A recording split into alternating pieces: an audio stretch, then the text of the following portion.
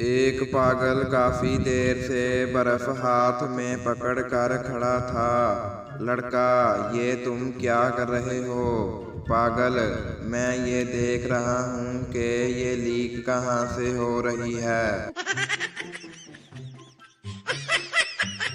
लड़का, क्या कर रही हो? लड़की, अभी वजू किया है, नमाज पढ़ने लगी हूँ। और आप क्या कर रहे हैं? लड़का, मैं मार्केट में आपके पीछे पीछे तस्बीह कर रहा हूँ। दो पागल पानी पीने गए तो गिलास उल्टा पकड़ा हुआ था। पहला पागल, इसका तो मुंह ही बंद है। दूसरा पागल, ये तो नीचे से भी टूटा हुआ है।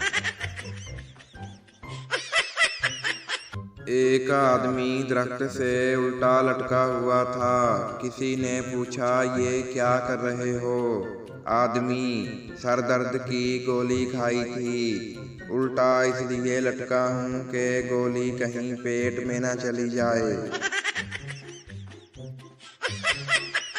एक बाप अपने बेटे से, बेटा सुबह सवेरे उठा करो, इसके बड़े फायदे हैं।